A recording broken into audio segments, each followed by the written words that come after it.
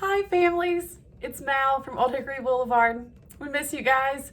It's so nice to be able to connect with you even a little bit through this newsletter video blog. So I've heard from a bunch of you today and in the last few weeks that it has been tricky to worship at home, particularly with your little kids, particularly our friends that are pre-readers. And I'm not gonna lie to you, worshiping with little ones, that is a tall order, and it's particularly hard before they can read.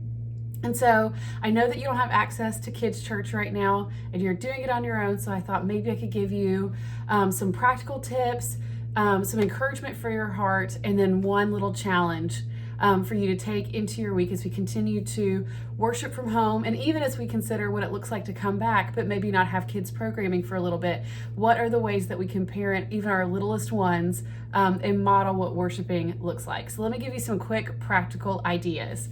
Okay, so the first one is use the physicality of liturgy to help you. There are so many elements before the sermon that require different kinds of participation. Sitting still and quiet during church, kneeling down and praying silently during confession, standing and swaying and singing and clapping during music, standing with your arms raised during the benediction. And you can encourage your little one that if they don't know what to do, they can look at you or another person that's an adult in your house and model what you guys are doing, that they can follow your cues. Another thing that you can do that can stay active is helping them to look up their Bible passage. Even though they can't read, it's such a great practice to learn how to flip to different parts of the Bible and to be attuned to where it is. And if you can do it kind of in a puppy pile together, what a sweet moment to kind of share a little connection while you're in front of God's Word. Another thing that you can do is get them a special notebook for taking notes. And while that might not be taking notes based on what your pastor is saying, the idea that they could draw a picture that was cued by a word that they heard, or even if you drew them a picture of a word that happened in the sermon, that even if they colored it and they don't even understand what that concept is, it's still planting a really great seed, and it helps take up some engagement space for your littles.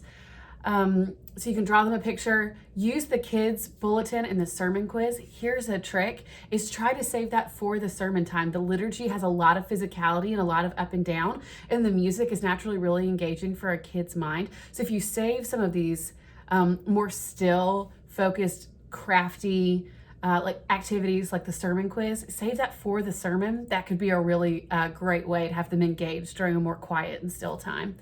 I had a friend tell me that she gives a special snack to her little one, but she makes the child wait until the sermon. So it's part of just anticipating the highlight of the service, which is God's word preached.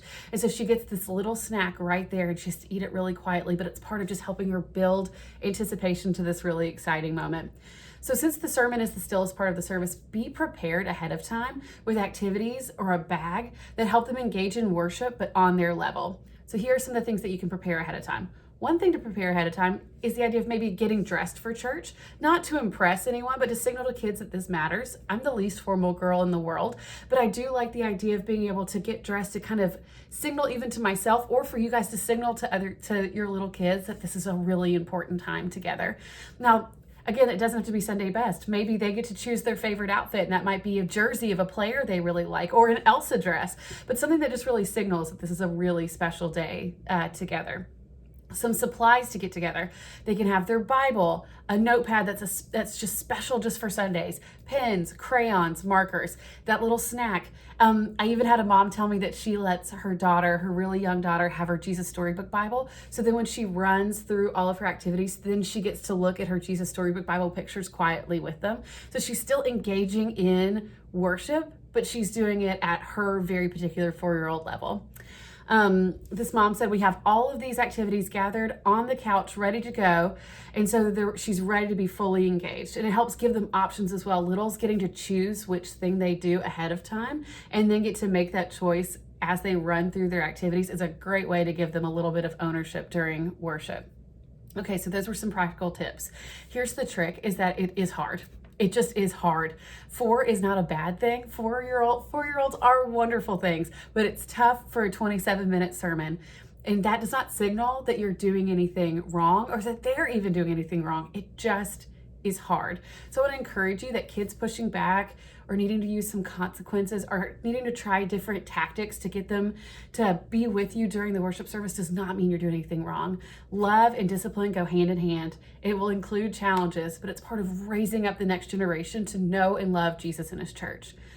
The other thing, this is for your heart, grown-ups, is that it may take some expectation shifting. It just doesn't look like it did when we were all together in church. It's so radically different. No one knows how to parent in a pandemic, worshiping at home on the couch regularly when you're used to having programming at church. It's wild, and it just is. It's just hard. And so even changing your own expectations for what it looks like, and sometimes that may even mean having to parent in that moment and maybe having to go back to that sermon while you're making lunch in an earphone. It's a bummer when this doesn't go the way we hope it will, but it's really, really good work that you're doing. Okay, so here is the challenge I want to leave you. Play the long game. This is an investment. Model what you love. I loved Auburn far before I went to Auburn because my parents loved Auburn and I wanted to love what they loved. Kids want to love what you love because they love you. This is statistically proven by the Barna Group. Kids worshiping with their families, however imperfect. This has a lasting impact and leads to kids staying connected to the church for the rest of their life. It will be frustrating to you. You will need to ask for all kinds of grace and forgiveness, but stay the course. You can do it. This is the greatest gift you can give your kids, and I know you can do it. If you need help, please reach out to the kids team, kids@christpres.org. We love you, families. We're so glad to be yours and that you are ours. Bye.